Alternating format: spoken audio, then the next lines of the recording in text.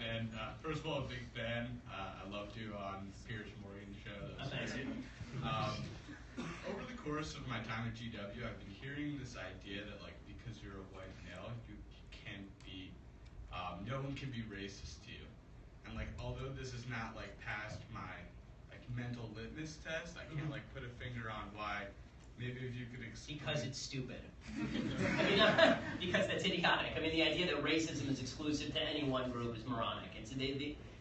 First of all, the definition of a white person happens to change every 20 years or so, right? I mean, if you go back to like the 1860s, there was a while there where Irish people were not considered white, and then it was Italians weren't considered white, and then it was Jewish people weren't considered white, and Germans weren't considered white, and eventually everybody is considered white altogether. I mean, it's silly to. One of the stupidities of the left is the left considers that gender, that sex, is arbitrarily defined, but race is completely solid.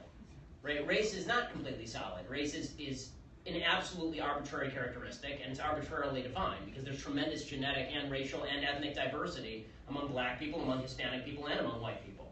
The idea that every white person is the same as every other white person, I can tell you, I'm not the same as some hillbilly living in West Virginia. We're very different. And that's true in the black community too. And the West African guy is not the same as the domestically born American black guy who lives in Chicago, and the domestically born American black guy who lives in Chicago is not the same as the other domestically born American black guy who lives in Chicago, depending on where they grew up and what they did.